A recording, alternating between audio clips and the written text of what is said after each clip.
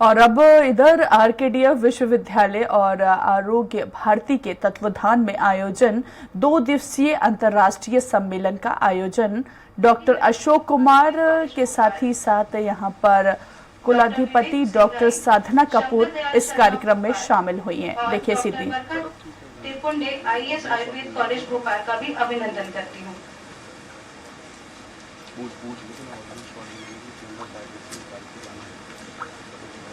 अब मैं विश्वविद्यालय के कुलगुरु आदरणीय प्रोफेसर विजय अग्रवाल जी को स्वागत भाषण के लिए आमंत्रित करती हूँ।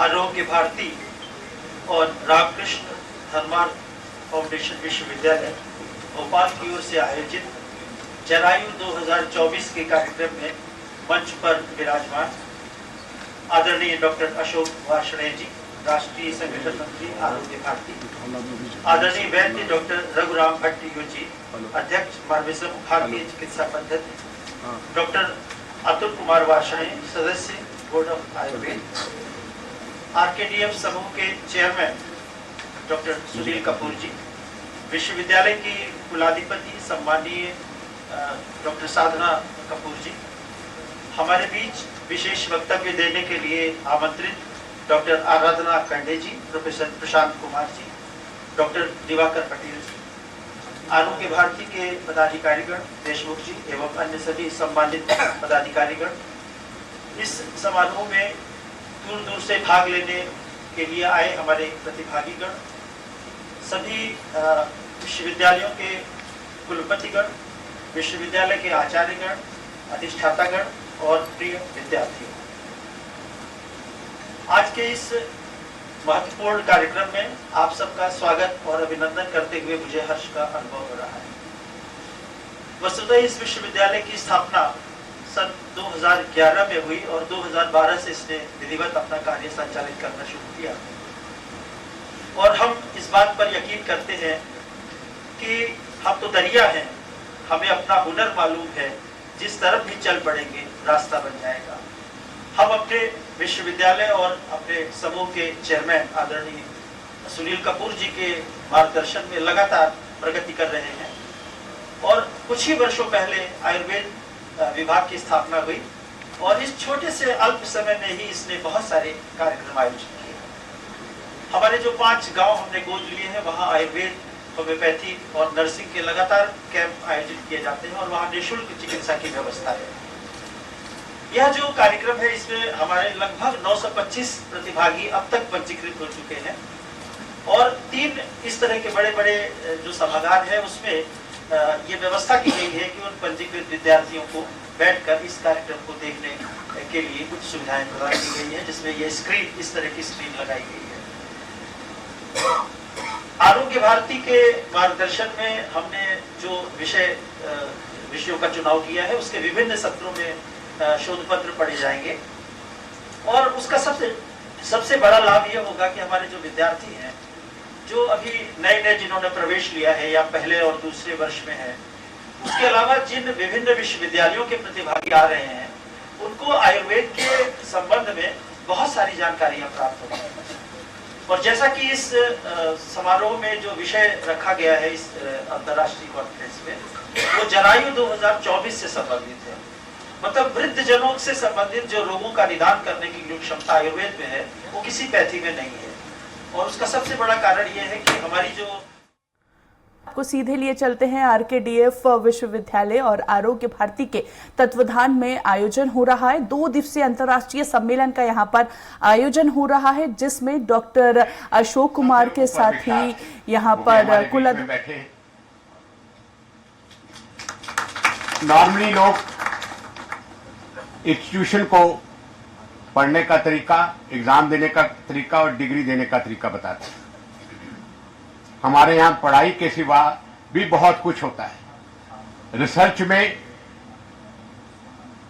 नंबर 1 यदि किसी यूनिवर्सिटी को अवार्ड मिला तो इस यूनिवर्सिटी को मिला है।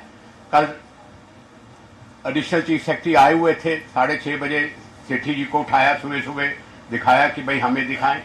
इन्होंने कहा सर इस साल 120 करोड़ रुपए की ग्रांट DRDO से, AICT से, UGC से, कई जगह से आ रही है।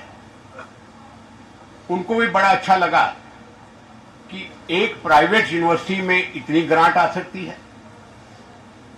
सुनने में अचंभा लगा।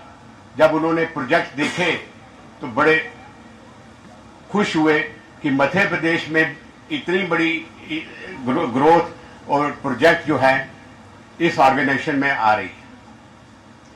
अनोखा करने की हमेशा ही शक्ति होनी चाहिए। मैं बहुत गरीब परिवार से पैदा हुआ। कोई लूज करने को कुछ नहीं होता था, सपना देखता था। आज भी मैं बच्चों को रोज सपना में देखने कहता हूं कि रोज सवेरे खड़े होकर शीशे के सामने सपना देखो और ये कहो कि मैं डॉक्टर APJ अब्दुल कलाम बनना चाहता हूं। मैं आयुर्वेदिक वाले बच्चों को ये सपना देना चाहिए कि मैं भी डॉक्टर अशोक वार्ष्णेय जी जैसा बनना चाहता हूं। उस सपने को देख के ही आज हम यहां पहुंचे। जन्म मेरा हरिद्वार में हुआ, बड़ा पवित्र स्थान है, हर आदमी को जाना पड़ता है। शादी बोध गया में हुई, वहां भी जाना पड़ता है।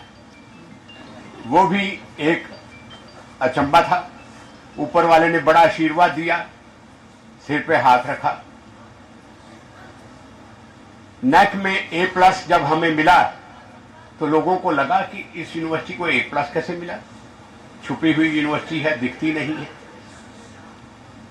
25 लाख स्क्वायर फीट के कैंपस में कंस्ट्रक्शन हुआ है और 150 से ऊपर एकड़ में ये यूनिवर्सिटी है, पर अचंबा करने की शक्ति है। इंग्लैंड में ऑक्सफोर्ड यूनिवर्सिटी में मुझे बुलाया गया, पहुंचे तो टिम बेंटले मिले। आल्दो ये इस सब्जेक्ट की कथा नहीं है। टिम बेंटले ने मुझे स्वागत भाषण में उन्होंने भाषण दिया। मेरे साथ डॉक्टर रेड्डी थे, अपोलो के चेयरमैन, वोकार्ड के खड़ाकी वाला थे, मेदांता के चेयरमैन थे। तो खाने पीने के बाद वो बोलने लगे कि हमने 80 देशों पे राज किया है, सूरज हमारे यहाँ कभी नीचे नहीं जाता था। जब मेरी बारी वोट ऑफ थैंक्स में आई तो मैंने एक बात उनसे कही कि आज 50% लंदन पे हिंदुस्तानियों का कब्जा है और जो बर्तन साफ करना और सफाई का काम वो अंग्रेज कर रहा है। आज हमने आउटसोर्स किया है अपना आदमी प्रधानमंत्री बनने के लिए आपका। आखिर में बोले, सर आप ड्रिंक्स तो नहीं करते पर आपने हमारी तो बड़ी उड़ा दी। अमेरिका में भी गए, न्यूयॉर्क में, वहां भी मैंने ये कहा कि देखिए वो कमला मैडम आ रही, शायद आ सकती है हिंदुस्तान यहां भी अपना आदमी वहां का प्रेसिडेंट बना दे। कनाडा में हर 8वां MLA मेंबर पार्लियामेंट इंडियन है। ये 10 साल जो परम आदरणीय प्रधानमंत्री जी मोदी जी ने दिए हमें, उन्होंने कहा कि 2027 में 5 ट्रिलियन इकॉनमी होगी। मेरा मानना है कि बहुत जल्दी हो जाएगी। 2045 से पहले दुनिया का सबसे विकसित देश भारत होगा। आज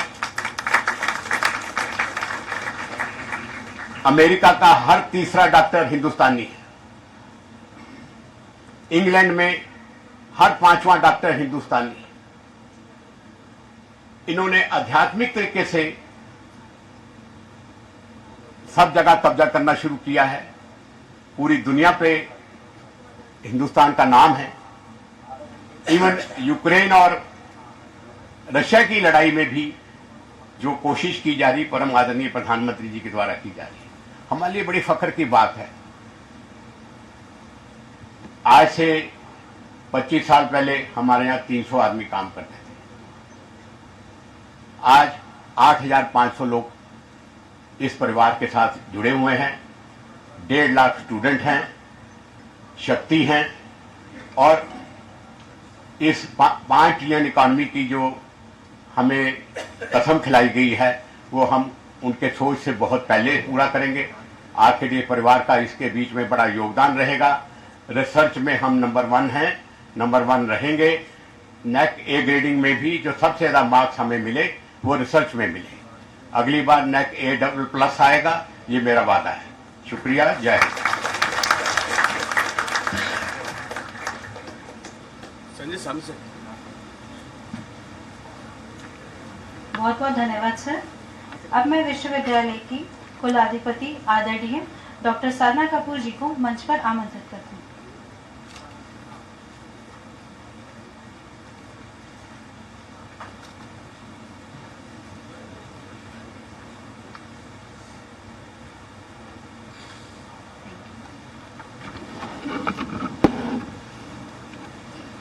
आज के इस महत्वपूर्ण कार्यक्रम में मुख्य अतिथि के रूप में उपस्थित परम सम्मानीय डॉक्टर अशोक कुमार वार्ष्णेय जी, राष्ट्रीय संगठन सचिव आरोग्य भारती। विशिष्ट अतिथि वैद्य श्री रघुराम भट्ट यू, अध्यक्ष भारतीय चिकित्सा पद्धति राष्ट्रीय आयोग। वैद्य श्री अतुल कुमार वार्ष्णेय, माननीय सदस्य board of Ayurveda. Doctor Sunil Kapoor ji, chairman RKDF group. Professor Vijay Agarwal, कुलगुरु आरकेडीएफ विश्वविद्यालय। इस अंतर्राष्ट्रीय संगोष्ठी में देश के कोने कोने से आमंत्रित आए अतिथिगण, प्रतिभागीगण, विश्वविद्यालय के सम्मानित शिक्षकगण, अधिकारीगण और प्रिय विद्यार्थियों, कुलाधिपति के रूप में आप सबका भोपाल की इस धारा पर स्वागत करते हुए मुझे हर्ष का अनुभव हो रहा है। आज ये कार्यक्रम इसलिए भी महत्वपूर्ण है कि हमें देश की महत्वपूर्ण संस्था आरोग्य भारती का साहचर्य प्राप्त हो रहा है, जिन्होंने इस देश को आयुष के क्षेत्र में अपने विचारों और कार्यों से विशेष गति प्रदान की है। इसके लिए मैं आदरणीय डॉक्टर अशोक वार्ष्णेय जी का अभिनंदन करती हूँ।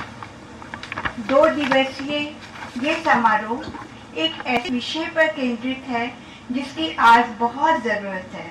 हमारी आयुर्वेद चिकित्सा प्रणाली की जड़ें 5000 साल से भी पुरानी है। सबको ज्ञात है कि हमारी भारतीय आयुर्वेद पद्धति स्वास्थ्य को शरीर, मन और आत्मा के बीच सामंजस्यपूर्ण संतुलन से देखती है। वृद्धावस्था की देखभाल में ये समग्र दृष्टिकोण अमूल्य है। यह दृष्टि न सिर्फ शारीरिक बीमारियों को संबोधित करता है, अपितु वृद्धजनों की भावनात्मक और आध्यात्मिक जरूरतों को भी ध्यान में रखता है। पारंपरिक चिकित्सा अक्सर लक्षण प्रबंधन पर ध्यान केंद्रित करती है, मगर आयुर्वेद बीमारी के मूल कारण की पहचान और उपचार करने का प्रयास करते हैं, जिससे दीर्घकालिक उपचार और मनुष्य के कल्याण की भावना अंतर्निहित है। वात, पित्त और कफ दोषों में असंतुलन के कारण ही वृद्धावस्था में गठिया और पाचन समस्याओं से लेकर संज्ञात्मक गिरावट और अनिद्रा तक कई स्वास्थ्य समस्याओं का जन्म होता है। इस असंतुलन को दूर कर और जीवन शक्ति को बढ़ावा देने के लिए आयुर्वेद आहार संशोधनों, हर्बल उपचार, योग और ध्यान के द्वारा निदान के रास्ते सुझाता है। हमारी पूरी कोशिश होती है कि विश्वविद्यालय उच्च शिक्षा के माध्यम से राष्ट्र के कल्याण की भावना के साथ अपना योगदान दे सके। हम आश्वस्त करना चाहते हैं कि 2 दिनों की व्यापक चर्चा में जो भी संकल्प पारित होंगे और जो निष्कर्ष निकलेंगे उसको राष्ट्रीय स्तर पर लागू करने के लिए हम प्रयास करेंगे। इस संगोष्ठी के विभिन्न सत्रों में जरायु से संबंधित समस्याओं के निदान पर विशेषज्ञों के व्याख्यान होंगे, जो निश्चित ही विद्यार्थियों को भी लाभान्वित करेंगे। इस आयोजन के लिए आप सभी ने जिस तन्मयता से अपना योगदान किया है उसकी मैं सराहना करती हूँ, और आपका ये योगदान व्यर्थ नहीं जाएगा, क्योंकि आपको यहाँ के जो ज्ञान मिलेगा आयुर्वेद के व्याख्याताओं के द्वारा, उससे आपको जीवन में बहुत ही सफलता मिलेगी। एक बार पुनः आप सबका स्वागत, अभिनंदन।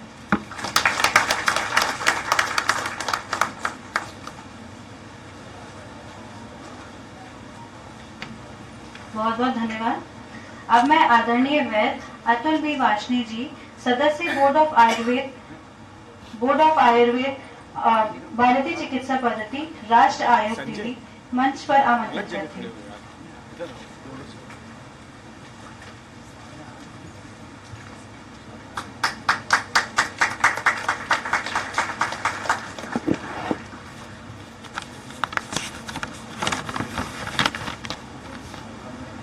मंच पर उपस्थित आज के इस कार्यक्रम के मुख्य अतिथि आरोग्य भारती के राष्ट्रीय संगठन सचिव आदरणीय सुरजी भाई साहब, भारतीय चिकित्सा पद्धति के असेसमेंट एवं रेटिंग बोर्ड के अध्यक्ष doctor Raghuram Bhatt ji, RKDA group के चेयरमैन डॉक्टर सुनील कपूर जी, यहाँ की कुलाधिपति मैडम डॉक्टर साधना कपूर जी, प्रोफेसर विजय कुमार अग्रवाल जी, डॉक्टर शेट्टी जी, डॉक्टर प्रशांत जी, डॉक्टर आनंदा जी और यहाँ उपस्थित सभी शिक्षक एवं चिकित्सक बंधु, सबको मेरा प्रणाम। सबसे पहले तो मैं आयोजकों को इस ज्वलंत विषय को लेकर सेमिनार के आयोजन हेतु बधाई देना चाहूँगा एवं मुझे विशिष्ट अतिथि के रूप में आमंत्रित करने हेतु धन्यवाद देना चाहूँगा। आयुर्वेद के 8 अंगों में जरा चिकित्सा का एक प्रमुख स्थान है। आयुर्वेद वृद्धावस्था को जीवन का एक स्वाभाविक चरण मानता है और आयुर्वेद के अनुसार इस समय में वात दोष की प्रबलता भी रहती है और वृद्धावस्था के सभी रोगों जैसे संधिवात, स्मृति दोष, हृदय रोग, पाचन संबंधी समस्याएं, नींद की कमी आदि में आयुर्वेद चिकित्सा द्वारा अत्यधिक लाभ मिलता है। इस सेमिनार में आए हुए सभी वक्ता इन विषयों पर अपने अपने अनुभव रखेंगे जो जनमानस को अत्यंत उपयोगी साबित होंगे। NCICM ने अपने नए PG रेगुलेशन में जरा चिकित्सा विशेषज्ञ बनाने के लिए DM जरा चिकित्सा जेनेटोलॉजी पाठ्यक्रम को लागू किया है। NCICM ने अपने UG एवं PG के पाठ्यक्रम में भी जरा चिकित्सा को प्रमुखता से स्थान दिया है और आयुर्वेद में वर्णित रसायन चिकित्सा वृद्धावस्था के सभी रोगों में लाभकारी पाई जाती है, ऐसा हमने सिलेबस में भी प्रमुखता से दिया है। अंत में मैं इस कार्यक्रम की सफलता की शुभकामनाओं के साथ अपनी वाणी को यहीं विराम देता हूं। धन्यवाद।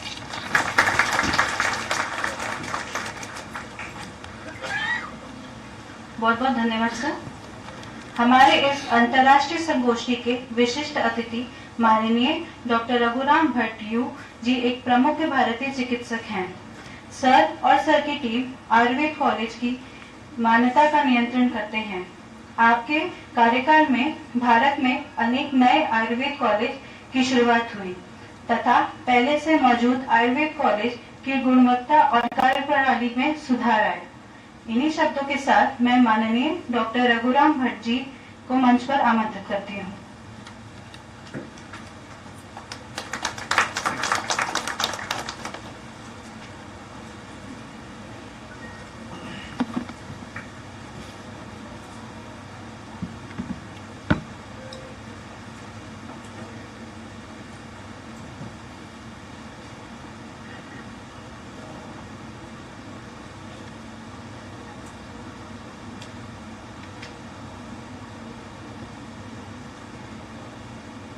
चतुर्मुख समारंभम चरकाचार्य मध्यमाम अस्मदाचार्य पर्यंतम वंदे गुरु परंपराम।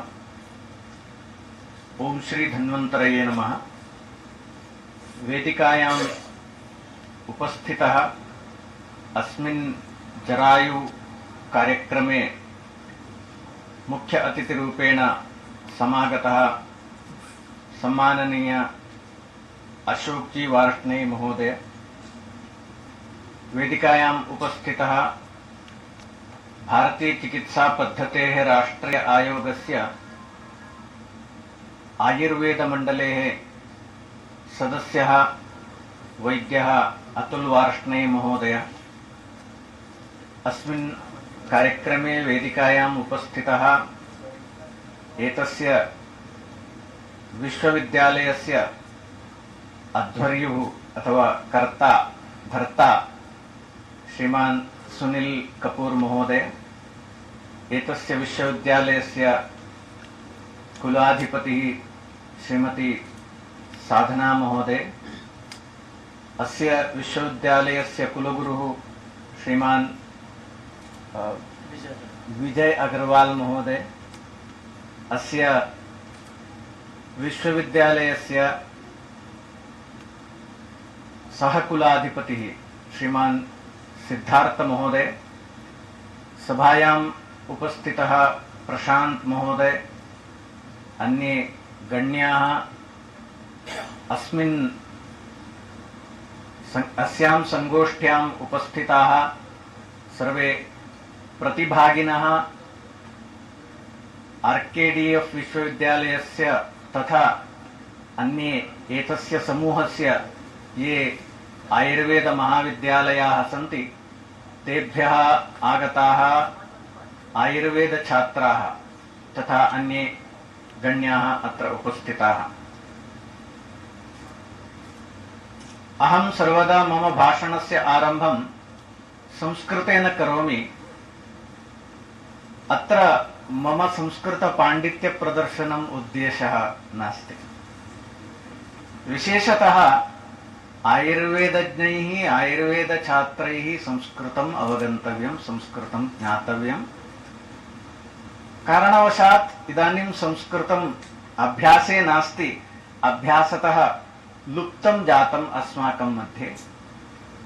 पुनरपि तत् ज्ञापयितुं, पुनरपि वयं संस्कृतेन सम्भाषणं कुर्याम। मम सरल संस्कृतं श्रुत्वा भवन्तः अपि एतत् अनुभवेयुः यत् अहम् अपि संस्कृतेन सम्भाषणं कर्तुं शक्नोमि।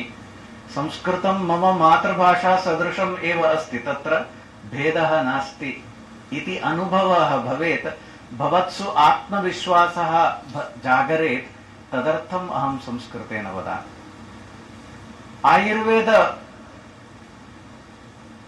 सिलेबस् यत् अस्ति तत्रापि अहं कतिचन दिनेभ्यः पूर्वं पुरातन सिलेबस् पश्यन् आसम्। यत्र प्रिय आयुर्वेद अपि आसीत्, अहमपि प्रिय आयुर्वेदं पठितवान्। प्रिय आयुर्वेद मध्ये संस्कृतं विशेषतया पठनीयम् आसीत्। तत्र विशेषतः शिक्षकेन भवितुम् एलिजिबिलिटी क्राइटेरिया फॉर टीचर तत्र अन्ते लिखितम् अस्ति एसेन्शियल नॉलेज ऑफ संस्कृतम् लिखितम् अस्ति। इदानीं नास्ति। किमर्थं वयं त्यक्तवन्तः? Why it was left? तत् आवश्यकं वस्तुतः। तदर्थं संस्कृतेन अस्माभिः पठनीयम्। यतः वाग्भट सुश्रुतेन उक्तं शास्त्रपारङ्गतिः कर्माभ्यासः, एतद्वयम् अस्माकं लक्ष्यं। शास्त्रपारङ्गतिं प्राप्तुं वाक्सौष्ठवे अर्थविज्ञाने च निरन्तरं यतेत वाक्सौष्ठवम् आवश्यकम्। तदर्थं संस्कृतसम्भाषणम् आवश्यकं, संस्कृतस्य अभ्यासः आवश्यकः। इदानीं यदा NCISM आगतं, तदनन्तरं विशेषतः संस्कृतार्थं वयं विशेष प्राधान्यं यच्छन्तः स्मः। इदानीं रेटिंग यद् आगतम् अस्ति तत्र विशेषतः संस्कृतविषये प्रधानरूपेण वयं क्रेडिट पॉइंट्स तत्र स्थापितवन्तः। यत्र NMC अथवा NCH अथवा अन्य रेटिंग मध्ये एतत् नास्ति। तत्र विशेषतः वदतु संस्कृतम् इंडक्शन प्रोग्राम मध्ये करणीयं, तदनन्तरं संस्कृत संभाषण शिबिरं करणीयं, संस्कृत क्लब करणीयं, संस्कृत श्लोकानाम् आयुर्वेद ग्रन्थानां श्लोकानां पारायणं करणीयं, तथैव संस्कृत लैंग्वेज लैब करणीयं। तदर्थं विशेष क्रेडिट पॉइंट, पारायणं निरन्तरं भवति वा न वा इत्यपि तत्र असेसमेंट भवति। संस्कृत श्लोकस्य निरन्तर अभ्यासार्थं तत्र विशेष प्राधान्यं दत्तमस्ति। तेन संस्कृत अभ्यासेन शास्त्र पारंगतिं प्राप्तुं शक्नुवन्ति, शास्त्रस्य अर्थस्य गभीरतां प्रति गन्तुं शक्नुवन्ति, गभीररूपेण मूलतः शास्त्रस्य अवगमनं कर्तुं शक्नुवन्ति। तद् आवश्यकं।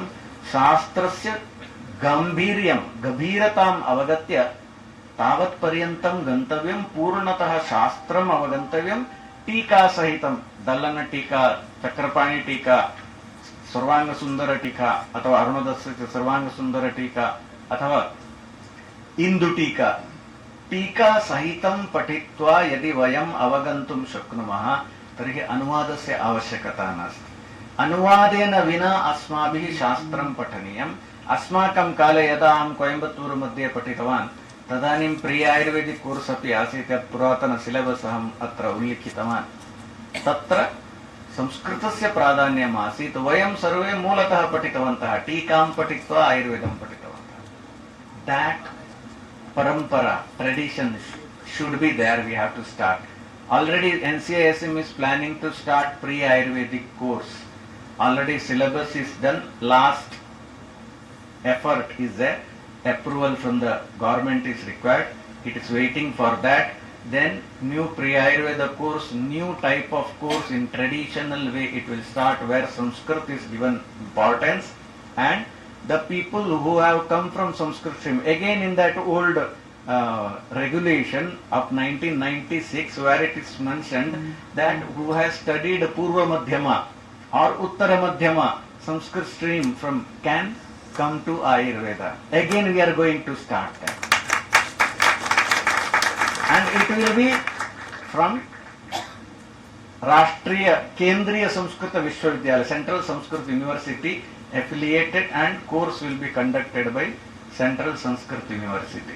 It's not to all universities, it is not open to all. Initially there will be some selected institutions or selected organizations will start the course. Then once it is successful in traditional way, if it is started, it becomes successful, then it will be open to all. In this way, new traditional system, Ayurveda should be learnt in a traditional way. In pre-Ayurveda especially, Ayurveda and its Maulika Siddhanta, Ayurveda is based upon the darshanas, Sankhya, Vaisheshika, Nyaya. All these darshanas are to be studied. Initially, Darshana Shastra will be studied. Now we are studying Padartha Vijnana bits by bit. If we study Padartha Vijnana bits by bit, we are not going to understand the basic principles of Ayurveda. Just we are mugging it up and by hearting and getting passed in the examination. After that we are forgetting Padartha Vijnana. Actually Padartha Vijnana is the basic of Ayurveda. That can be understood only by studying our Shastras, Darshanas. Then only it is possible, basic Darshanas. Then we will be able to understand Ayurveda in better way. That's why those who come from Sanskrit stream, if learn Ayurveda in pre-Ayurveda, and those who come from the modern stream study the Sanskrit and the concurrent subjects, Darshanas in pre-Ayurveda, and go for the actual BAMS course, the quality will be very high. That's what we want. In such a quality students, quality physicians should come out who have learnt traditionally the Ayurvedic science. That is what the aim. I hope within few days or few months it will be possible to implement that. We are trying to do that. As already it is told, the existing colleges, NCISM is trying to improve the standards.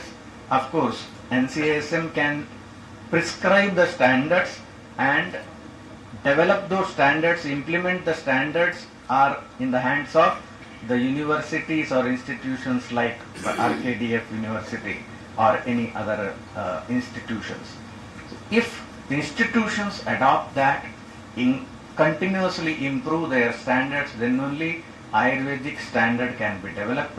You know, in the educational standard, till now NCISM was conducting inspections, or before CCIM we can say. CCIM time, CCIM was famous for inspections, isn't it? When inspections comes, everyone was scared and everyone will prepare for inspections. Once inspections is over, they will be relaxed. Day and night they will be working for inspections. And in inspection what is seen? Infrastructure, manpower and the facilities. Whether the quality of education was seen, of course little bit was there, but it was not given. much importance. Now, in the NCISM Act, especially, the mandate is to give importance to the educational standard, not the infrastructure. Basic infrastructure should be there. Once you ensure that basic infrastructure is there, every year you need not worry about that. If you are not having that basic infrastructure, manpower, then only every year we should worry. Otherwise, it's not necessary. After that, educational standard is to be improved. For that, during these almost 4 years, it's not yet took 3.5 years, a structured, well-structured, competency-based dynamic curriculum is prescribed. And with that dynamic curriculum, prescribed syllabus, the educational standard is improving, and we can see that in each and every institution the results are very good, very high, and teachers know what to teach, how to teach, when to teach, and in what structured way. In this hour what should be taught, and another hour what should be taught, how the examination is to be conducted, periodical assessment, internal assessment or summative assessment. Everything well structured syllabus is there, and this structured syllabus is being appreciated not only in the healthcare field but also in the technical field. The AICTE has appreciated this structured syllabus, and now our chairman Jain Dev Pujari is a member of their curriculum committee. That is what the achievement of NCISM. Because of that, the results now, one of the colleges in Karnataka, out of the 95 students who have appeared in the examination, 83 students have secured distinction. Even other institutions are also telling, because of the new structured syllabus, the percentage of result is very high. Students are achieving very high results. That is the effect of this education standard or the syllabus. And Medical Assessment and Rating Board is conducting inspections every year and accrediting the institutions or continuing the renewal of permissions, and new colleges have been approved and accredited. Along with that, ensuring the educational standard in the institutions is also the mandate of Medical Assessment and Rating Board, that is the rating. We have started rating this year, and it is the first time in the history of healthcare system total.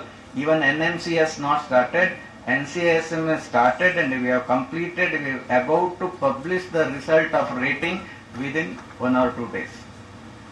We have conducted rating of 262 colleges, among them 221 Ayurveda colleges, 31 Unani colleges, and 10 Siddha colleges. 261 colleges among the 623 colleges which were existing last year. This year 37 colleges have been included in that. Maybe it comes about 659 colleges totally. That much ASU colleges are there. Among them, ensuring the educational standard is the responsibility of NCISM, and because of this rating process, we can ensure, we can check whether the institution is fulfilling the required educational standard. The framework for rating is prepared based upon the global standards, that is the WFME, World Federation for Medical Education, which is recognized by WHO and which accreditates the regulatory body of various countries who are conducting such rating process of healthcare institutions. NMC has already secured the recognition of WFME, and also the ACCME of Ireland and the US accreditation body.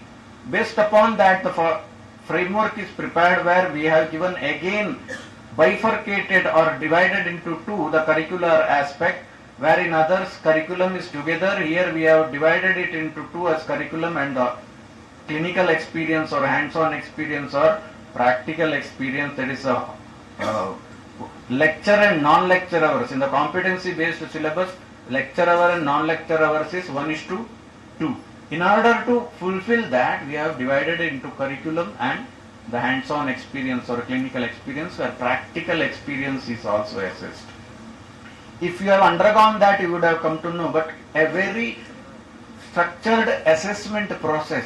The sampled students of each and every class, each and every department will be assessed about their knowledge, whether they have attained the competency or not. The assessors who go to on-site assessment will assess that. They will assess the teaching standard, teaching quality of the teachers also.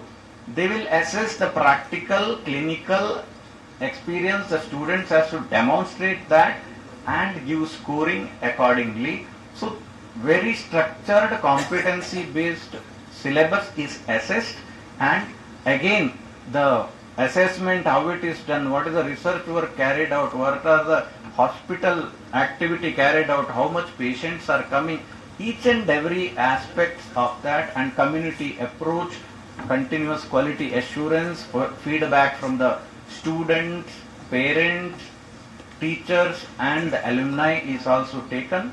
Along with that we are ensuring that the quality standard in each and every institution is ensured. That is what is done by NCASM. I hope with the first this rating process, the institutions would have benefited, and for in getting included or being eligible for that, the RKDF University may have to wait 4 more years, because it is the colleges have been started 3 years back.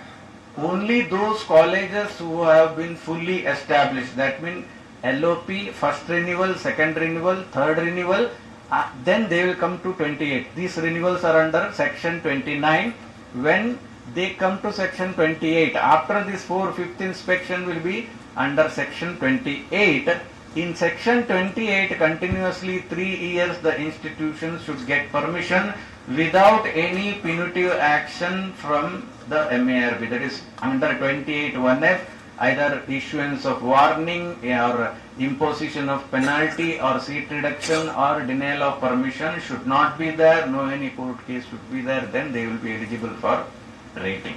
So that much weightage is required for RKDF, and other institutions also who have attained this can be eligible for rating. Those who are eligible for rating and A, they have secured A or B, are eligible for only seat increase and starting new PG. So that much importance is given for rating as well. So educational standard is being given importance. That is what required. For that educational standard, our base should be very strong, that is Sanskrit. Again, I am stressing on that. We should have that base of Sanskrit, learn Sanskrit. Having that base or the fundament, that's a new bolte, that should be there.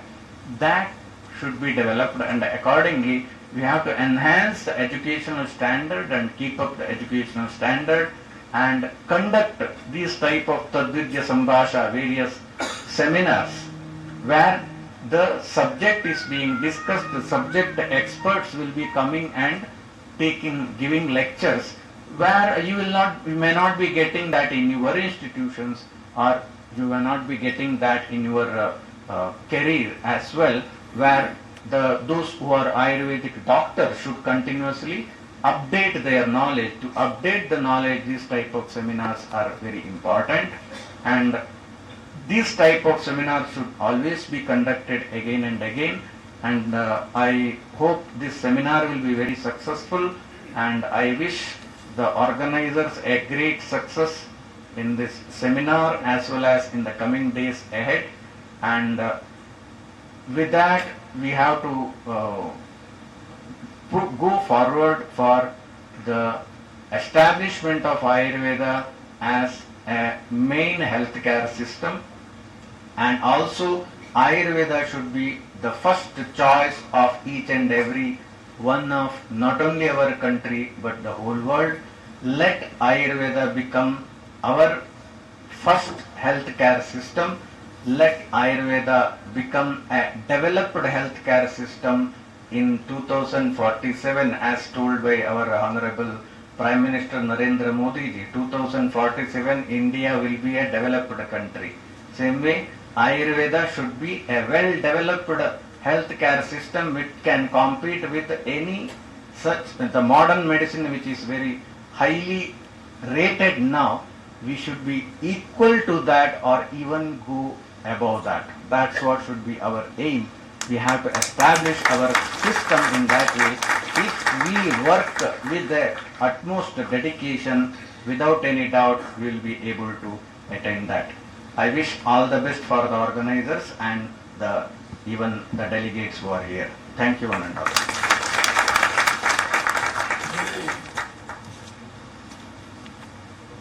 Thank you so much sir.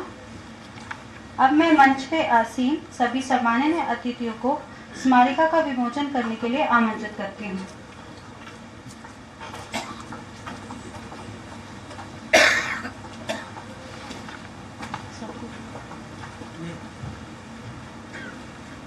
Ma'am देकर हट जाइए।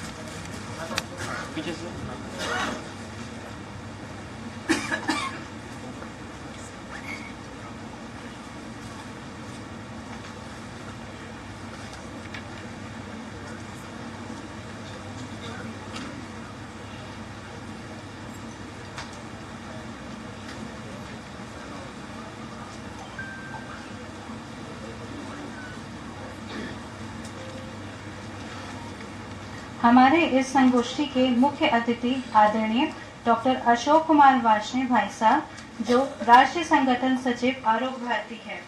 आरोग्य भारती एक ऐसा संस्था है जो आयुर्वेद का प्रचार और प्रसार करती है। भारत में अलग अलग राष्ट्र और प्रांत में इस संगठन की कई शाखाएं हैं। इन्हीं शब्दों के साथ मैं माननीय डॉक्टर अशोक कुमार वार्ष्णेय जी को मंच पर आमंत्रित करती हूँ।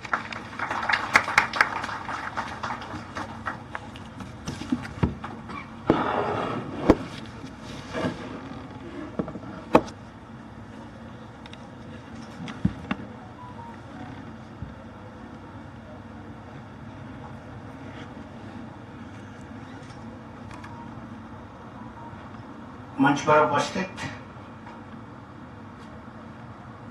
आज के कार्यक्रम के विशिष्ट अतिथि डॉक्टर रघुराम भट्ट जी, इस संस्था की कुलाधिपति डॉक्टर साधना कपूर जी, NCISM के आयुर्वेद बोर्ड के सदस्य डॉक्टर अतुल वार्ष्णेय जी, यहाँ के अध्यक्ष डॉक्टर सुनील कपूर जी, कुलगुरु डॉक्टर विजय कुमार अग्रवाल जी, प्रो चांसलर सिद्धार्थ कपूर जी, अलग अलग स्थानों से आए हुए ऐसे विशिष्ट रिसोर्स पर्सन्स, अन्य विश्वविद्यालय से जुड़े हुए प्रिंसिपल्स, फैकल्टी और विद्यार्थी मित्रों,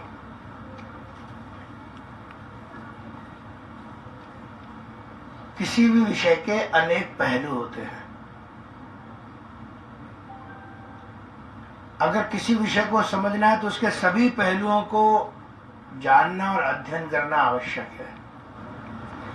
अब यह मंच पर जितने भी उद्बोधन हुए, हर व्यक्ति ने अपने अपने विषय के बारे में रखा, अपने क्षेत्र के बारे में जानकारी दी है। विश्वविद्यालय हो, स्वागत हो, बोर्ड हो, पाठ्यक्रम हो, आगे की रचना हो, और आगे आने वाले भी जो रिसोर्स पर्सन हैं उनको जो विषय मिला वो बोलने वाले हैं। और मैं भी, मेरी जो विशेषज्ञता है कि स्वास्थ्य क्षेत्र में काम करना और सामाजिक क्षेत्र में काम करना, तो मैं उस सोशल एस्पेक्ट को ध्यान में रख करके अपना विषय रखता हूं। तो ध्यान में आएगा कि कुल मिलाकर यह जो इतनी बड़ी आज से लेके कल तक उपक्रम होने वाला है, इसका वास्तविक उद्देश्य क्या है। हम कहते हैं आयुर्वेद जीवन विज्ञान है, पढ़ते भी हैं, अलग अलग प्रकार से चर्चा भी करते हैं, और मनुष्य की 100 वर्ष की आयु गुणवत्तापूर्ण जीवन व्यतीत करे, इसके लिए भी हम कुछ ना कुछ करें। व्यक्ति भी करता है, परिवारीजन भी करते हैं, बीमार होने पर चिकित्सक भी करते हैं। लेकिन इस 100 वर्ष के जीवन में, जीवन भर में होने वाले जो झंझावात है, समय समय पर लगने वाली ठोकरें हैं, विशिष्ट स्वभाव है, विशिष्ट वायुमंडल है, अलग अलग प्रकार की परिस्थितियां आती हैं, आदतें विकसित हो जाती हैं, परिणाम स्वरूप व्यक्ति का जीवन छोटा होता जाता है, रोगी हो जाता है, और इसी को हम कहते हैं कि व्यक्ति अब उत्तरार्ध में पहुंच गया। और समय के साथ वो उत्तरार्ध में आते आते जहां उसको अनुभव होता है सामाजिक कार्य का, अपने विषय का, वहीं हर 10 साल के बाद शरीर की शक्ति कम होती जाती है। चाहे वो बाल हो, चाहे वो स्किन हो, चाहे वो पाचन तंत्र हो, चाहे शरीर के सभी बड़े अंग हो, हर तंत्र की स्थिति है। हर 10 साल के बाद आकलन करेंगे तो धीमे धीमे कम होता जाएगा, और जैसे जैसे कम होता है तो दूसरे अन्य कारण भी, फैक्टर्स भी अपना रोल प्ले करने लगते हैं, अर्थात रोगी भी हो जाएगा, पाचन तंत्र भी हो जाएगा, डिमेंशिया भी, ऐसी भी स्थिति हो जाएगी, ऐसी भी स्थिति होती है। केवल हम रोग से ठीक कर पाएंगे, दवा से ठीक कर पाएंगे, इतना पर्याप्त है क्या? तो शायद इतना पर्याप्त नहीं है। औषधि एक भाग है, महत्वपूर्ण भाग है, लेकिन सब कुछ नहीं है। व्यक्ति का मन, आसपास का वायुमंडल, उसकी मन स्थिति, उसके द्वारा होने वाले कार्य, यह ज्यादा महत्वपूर्ण है। और इसलिए हम अपने इस पूरे आज से लेकर कल तक होने वाले इस पूरे सेमिनार में विषयों के बारे में तो सुनेंगे, रोग के बारे में तो सुनेंगे, उनके उपचार के बारे में तो सुनेंगे, लेकिन सोशल एस्पेक्ट के बारे में भी, मैं अभी पाठ्यक्रम वो देख रहा था आपका पूरा टाइम टेबल, तो मुझे एक भी सेशन ऐसा नहीं लगा कि जिसमें इस एस्पेक्ट को छुआ हो, जो कि इस आयु के लिए सर्वाधिक महत्वपूर्ण है। तो वह भी सोचने का विषय है। आयुर्वेद का भाग है, हम सबको मालूम है, अलग अलग प्रकार से हम अध्ययन करते हैं, यह भी सही है, लेकिन जितने सारे उपक्रम है ये सब कॉम्प्लीमेंट्री भी है। उसकी पॉजिटिविटी होगी, उसकी दिनचर्या होगी, उसका आहार विहार होगा, उसके द्वारा होने वाले उपक्रम होंगे, होने वाली छोटी मोटी गतिविधि होगी। तो जैसे औषधि है वैसे ही ये सारे पहलू भी हैं कि जो किसी भी व्यक्ति को जिसकी क्षमता कम होती चली जा रही है उसको पूर्ण करने के लिए या कॉम्प्लीमेंट करने के लिए सहायक है, और ये सब एक दूसरे के लिए भी कॉम्प्लीमेंट्री है। और इसीलिए मैं कई बार कहता हूं कि या हम सब भी जानते हैं कि हर विषय के बहुत सारे डायमेंशंस होते हैं। हम चिकित्सा क्षेत्र में हैं, आयुर्वेद क्षेत्र में हैं, तो हमको वो पहलू ध्यान में आता है, लेकिन जैसे जैसे हम आगे बढ़ेंगे, रिसर्च में जाएंगे, सोशल एस्पेक्ट्स में जाएंगे, तो हमको ध्यान में आएगा कि जो हमने किया वो एक पहलू है, दूसरे पहलू भी उतने ही महत्वपूर्ण और आवश्यक है। इन पर विचार होना यह आवश्यकता है। व्यक्ति क्या करे, तो हम एक शब्द में बोल देते स्वस्थ जीवन शैली का पालन करना। कहना आसान है, लेकिन केवल इतना पर्याप्त नहीं। स्वस्थ जीवन शैली यह ब्रॉड स्पेक्ट्रम है, बहुत बड़ा ब्रॉड स्पेक्ट्रम है। हर एज ग्रुप के लिए स्वस्थ जीवन शैली अलग अलग है, हर परिस्थिति के लिए भी अलग अलग है, हर स्थान के लिए भी अलग अलग है। और जब सीनियर सिटीजन हो गया तो क्या चाहिए, तो कड़ाई के साथ दिनचर्या का पालन करना, प्रकृति आधारित दिनचर्या का पालन करना, हम सब बताते हैं ये आवश्यक है।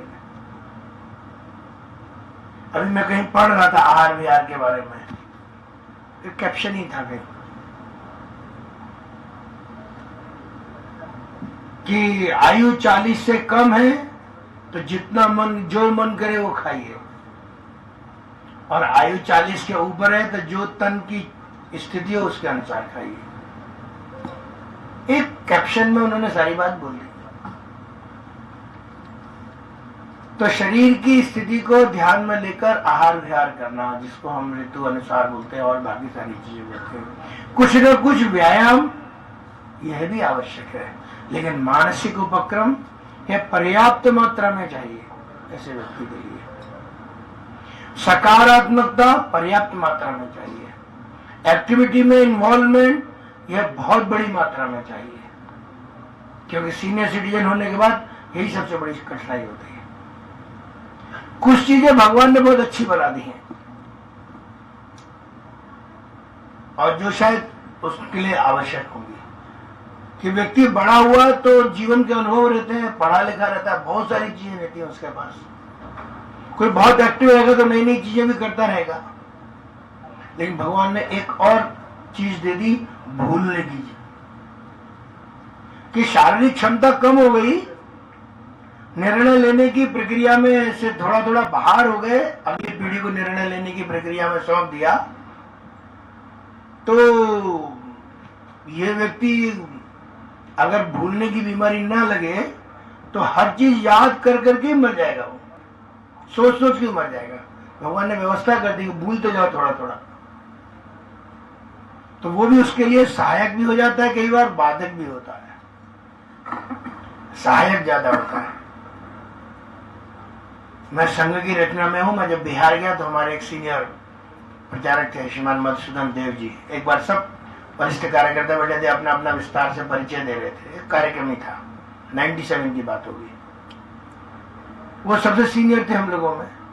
वो कहते थे कि सबसे बड़ा होने का एक बड़ा लाभ है, बोले मैं प्रवास करता हूं तो मुझे किताबें बहुत नहीं ले जानी पड़ती, एक ही किताब पर्याप्त होती है। क्यों, मैं जब खोलता हूं लगता है नया ही पढ़ना पड़ रहा हूं, पुराना भूल ही जाता हूं, तो एक ही किताब से मेरा काम चल जाता है। बोले पहले कई किताबें रखनी पड़ती थी, पढ़ता रहता था, ध्यान में आता था। तो बोले सीनियर सिटीजन होने का बहुत बड़ा लाभ मिल गया मुझे। एक पहलू ये भी है। तो इसलिए स्वस्थ जीवन शैली कहने को आसान है, लेकिन करना चाहिए। इस आयु में व्यक्ति की कुछ आदतें विकसित हो जाती हैं। मैं तो जो भोपाल के रहने वाले जानते हैं, आनंद धाम में रहता था, वृद्धाश्रम ही है, वो सेवा भारती के द्वारा संचालित है। 10 साल उसी के अंदर है, 9 साल, तो सबको बड़े निकट से देखा भी है और उनके साथ काम भी किया है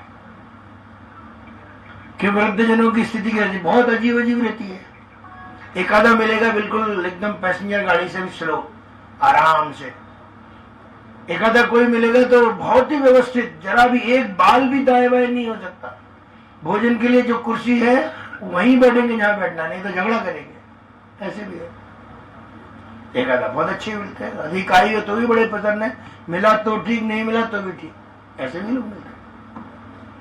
तो ये जो स्वभाव की विसंगति रहती है हर एक में आती ही है। कुशल व्यक्ति को ऐसे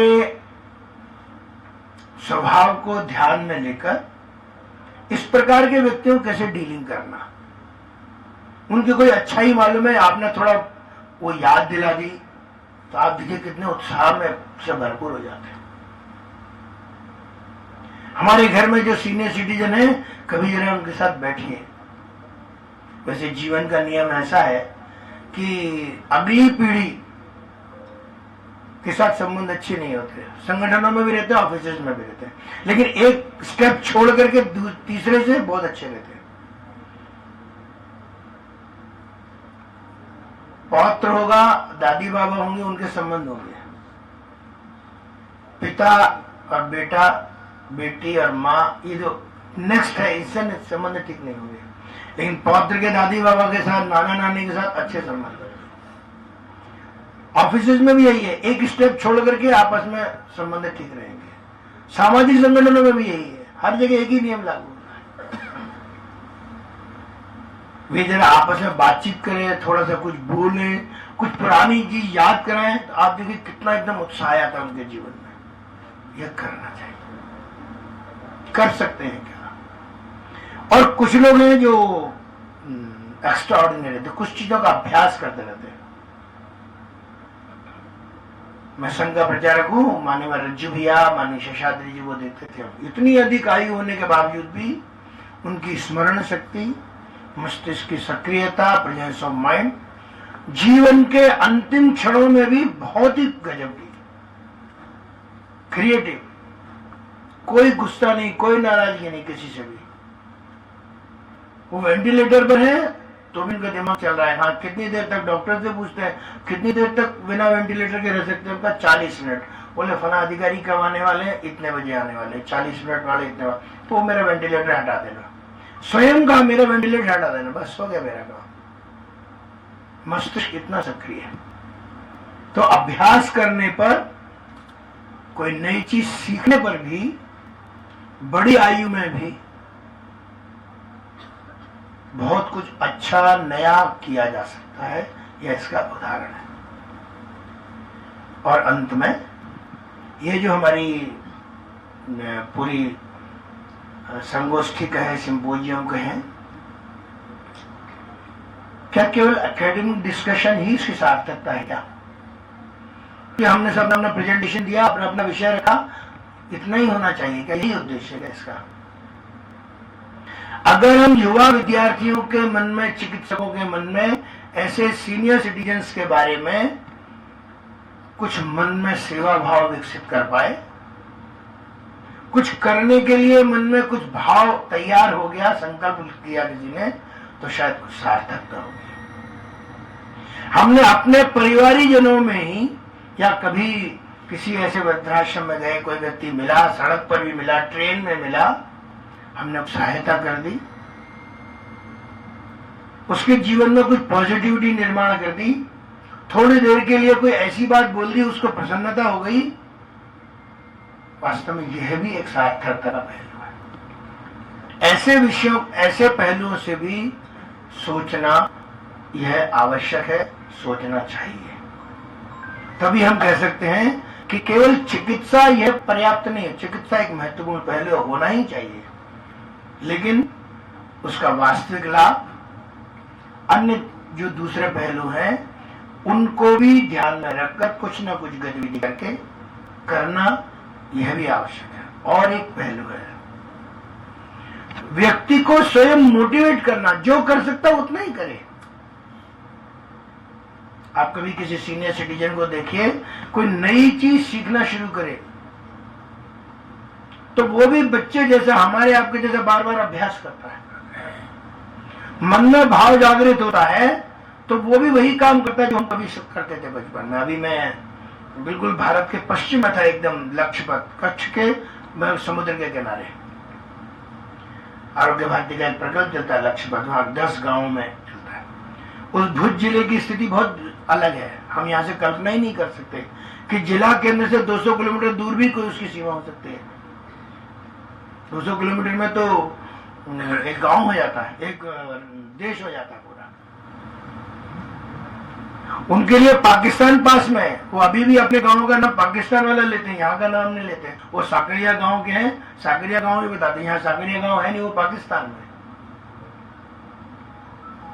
तो अभी वहां एक गांव में कार्यक्रम चल रहा था, वहां मेडिकल वैन मिली थी, उसको लोकार्पण का कार्यक्रम था।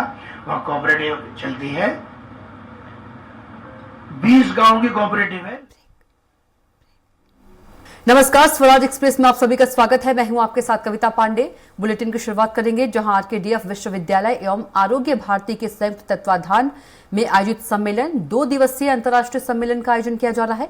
अंतर्राष्ट्रीय सम्मेलन का दीप प्रज्वलित कर उद्घाटन किया गया। मुख्य अतिथि डॉक्टर अशोक कुमार, राष्ट्रीय संगठन सचिव आयोग भारतीय। विशिष्ट अतिथि डॉक्टर रघुराम भट्टा मौजूद हैं। विशेष अतिथि डॉक्टर अतुल बी और सुनील कपूर कार्यक्रम में मौजूद हैं। डॉक्टर शेट्टी सर, मैं उनका भी वंदन स्वागत अभिनंदन करता हूं। एवं यहाँ उपस्थित हमारे विशेष समय समय पर मार्गदर्शन जो हमें आरोग्य भारती का मिलता है, वो जो मिहिर जी है उनका भी मैं स्वागत वंदन अभिनंदन करता हूं। एवं शहर प्रमुख जो आरोग्य भारती है उनके डॉक्टर अभिजीत देशमुख सर का भी मैं वंदन अभिनंदन करता हूं। उसी प्रकार से हम डॉक्टर मनोज सर का भी हम स्वागत वंदन अभिनंदन करता हूं। एवं यहाँ पर उपस्थित, जैसा कि अभी तक जो कार्य हुए हैं उसका भी लेखा जोखा हमारे वाइस चांसलर सर ने दिया है। और इसी श्रृंखला में हम ये चाहते हैं कि भाई आप लोग सभी यहाँ आमंत्रित है, उनका भी मैं स्वागत वंदन अभिनंदन करता हूँ। इसमें हमारे संस्था के जो संस्थापक है उनका हमें हमेशा जो आशीर्वाद प्राप्त होते रहता है। तो यहाँ पर उपस्थित जो भी मान्यगण, गणमान्यगण, विद्यार्थी जो भी उपस्थित है, उनके लिए एक अच्छी बात यह है कि वो ये कहते हैं कि मंजिल उनको मिलती है जिनके सपनों में जान होती है एवं और पंखों से कुछ नहीं होता, हौसलों से उड़ान होती है। तो ये जो हौसला हमें मिलता है, ये हौसला हमारे माननीय सम्माननीय हमारे जो सर है डॉक्टर सुनील कपूर सर है, उनके हौसले हमेशा हमारे साथ रहते हैं। इसलिए हम ये कार्य को सिद्धता करने में हमेशा तत्पर रहते हैं। और इसी सोच से आज हमारे यहाँ पर इस कार्यक्रम का आयोजन हुआ और इस कार्यक्रम में, इस कॉन्फ्रेंस के कार्यक्रम में, उद्घाटनीय कार्यक्रम में आप सभी यहाँ विराजमान हैं। आप सभी का मैं तहे दिल से, हृदय की गहराई से हार्दिक शुभकामनाएं और हार्दिक आभार प्रकट करता हूं। एवं जो भी बाहर से डेलीगेट्स आए हैं, जैसा कि हमारे यहाँ प्रिंसिपल गण आए हैं, उनका भी मैं नाम लेना चाहूंगा। हमारे यहाँ उपस्थित हुए हैं डॉक्टर मनीषा दुंगावक मैडम, जो हमारे इंदौर कॉलेज से आए, उनका भी मैं आभार व्यक्त करता हूं। डॉक्टर जयशंकर मुंस है जो इंदौर से आए हैं, उनका भी मैं आभार व्यक्त करता हूं। एवं डॉक्टर रविराज प्रकाश सिंह सर जो आए हैं, उनका भी मैं आभार व्यक्त करता हूं। डॉक्टर सपंजर सर आए हैं, मैं उनका भी आभार व्यक्त करता हूं। डॉक्टर विशाल शिवरे सर आए हैं, उनका भी मैं आभार व्यक्त करता हूं। एवं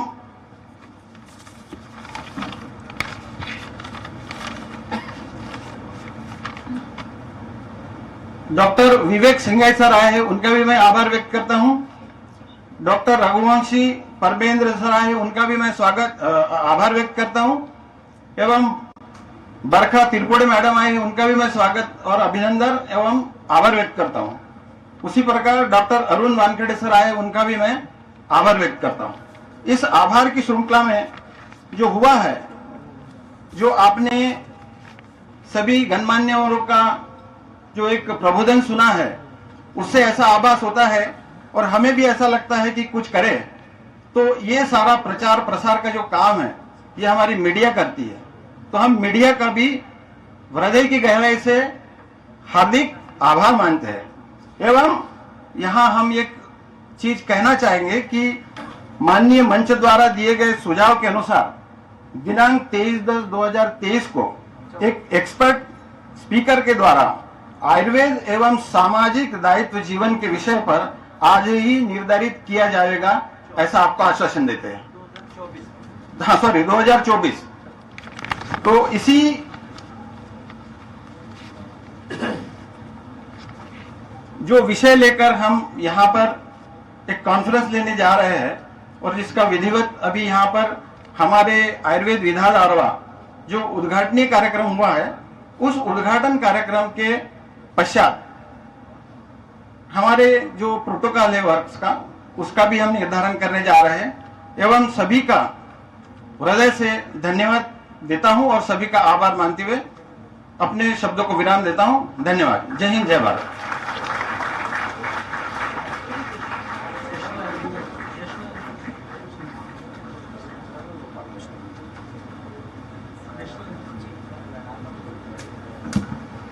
अब मैं सभी से अनुरोध करूंगी कि वे अपने स्थान पर राष्ट्रगान के लिए खड़े हो जाएं और इसके पश्चात औषधि पौधारोपण के लिए एडमिन प्रांगण में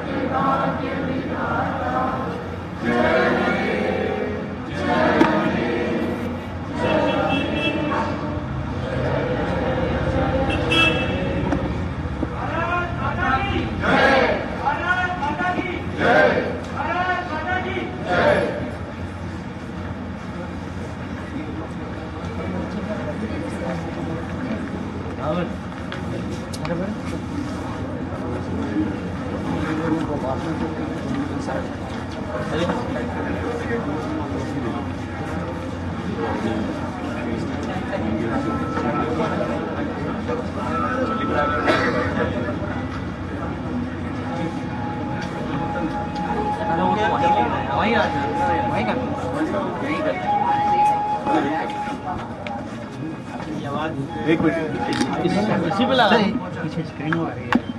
ओ इनको पूछो, इनको इधर पूछिए। आप एक तो इस कॉन्फ्रेंस के बारे में थोड़ा सा बता दीजिए और आरोग्य भारती किस तरीके से काम कर रही है।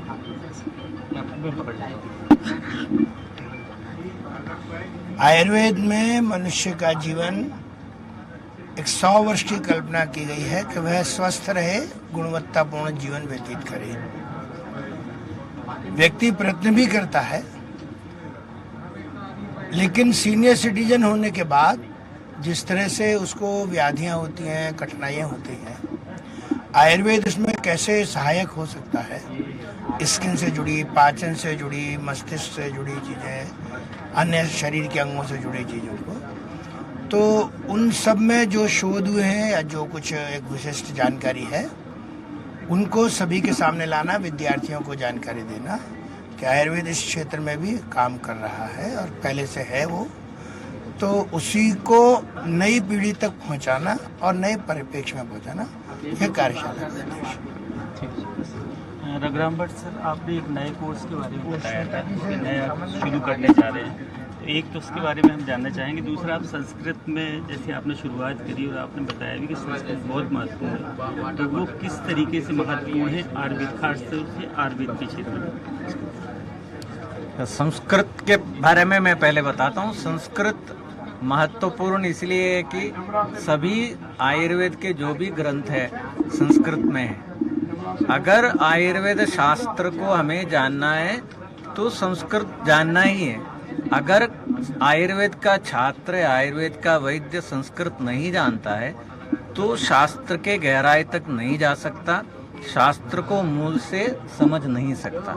अगर हम मूल से समझेंगे तभी शास्त्र को सही से समझ सकते हैं। जैसे सूर्य का प्रकाश ही सही प्रकाश है, जो चंद्र से आता है वो सही प्रकाश नहीं है। इसलिए जो ज्ञान अनुवाद से मिलता है उसको हम चांद्र ज्ञान कहते हैं।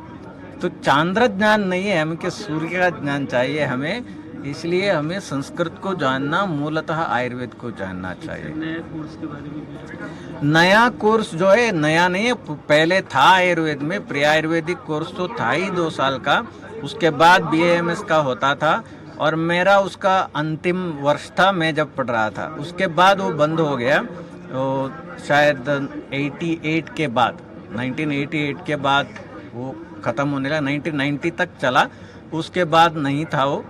अभी फिर उसको शुरू करने जा रहे हैं कि आयुर्वेद एक भारतीय शास्त्र है जो संस्कृत में निहित है। उसके लिए संस्कृत ग्रंथों का, संस्कृत शास्त्र जो दर्शन शास्त्र है या सांख्य, गणित, या वेद, ये सब जानना जरूरी है, क्योंकि आयुर्वेद वेदों से आया है। अथर्ववेद का उपवेद माना गया है, ऋग्वेद में भी आयुर्वेद है। इसलिए उसको अगर हम जानेंगे, आयुर्वेद को भारतीय सिद्धांत के अनुसार हम समझेंगे, भारतीय सिद्धांत के अनुसार समझते हुए आधुनिकता को भी अपनाते हुए, आधुनिक विज्ञान को अपनाते हुए हमें आयुर्वेद को सीखना है। इसलिए नया कोर्स ये 2 इयर्स 10वीं के बाद होगा, 2 साल प्री आयुर्वेदिक कोर्स होगा, उसके बाद जो BA से 5.5 साल का वही होगा। चलें, अब बाकी बात है ये लोग सेमिनार में ले लेंगे। इसलिए आप आ जाइए। ये जो आयुर्वेद है, आयुर्वेद को आप किस तरीके से देखते हैं, और ये जो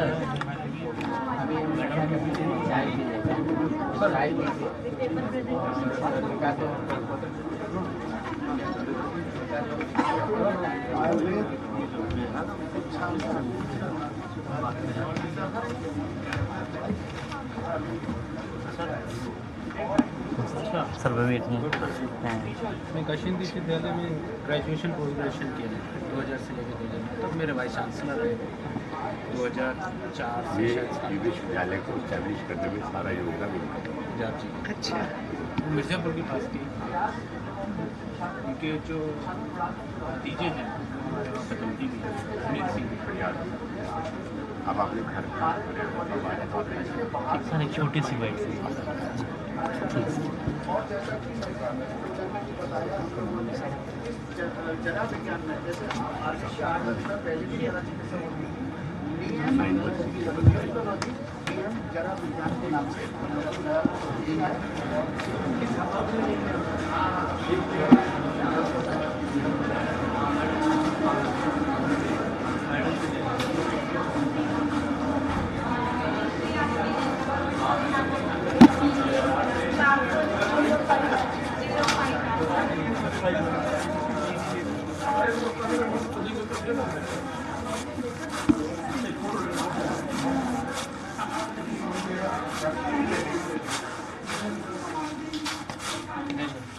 अब यहाँ मत लेना, बाहर ले लिया ना सर से, मैम से ले लो ये तो।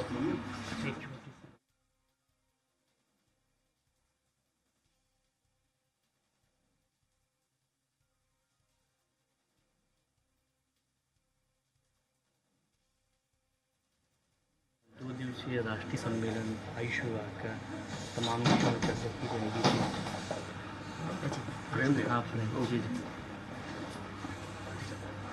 जी मैम, जो 2 दिवसीय अंतर्राष्ट्रीय सम्मेलन है आयुष विभाग का, तमाम विद्वान भी आए।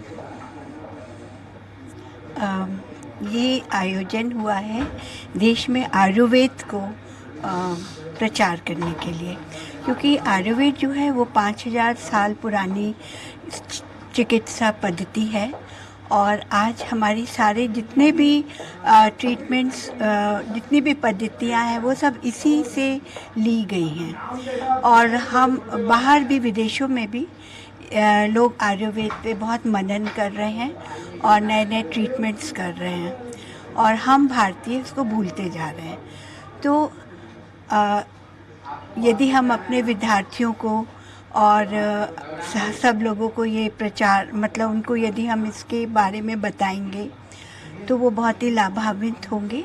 तो इस 2 दिवसीय में हमने बहुत बड़े बड़े सब अच्छे स्पीकर्स बुलाए हैं जो आयुर्वेद के बारे में बताएंगे, जिससे कि बच्चे उसका लाभ उठा सकें और सब में एक इंटरेस्ट फील हो। जब अच्छे लोग अच्छी बातें बताएंगे तो एक जागरूकता फैलेगी और बच्चे आगे चल के अच्छी तरह ट्रीटमेंट सीखेंगे।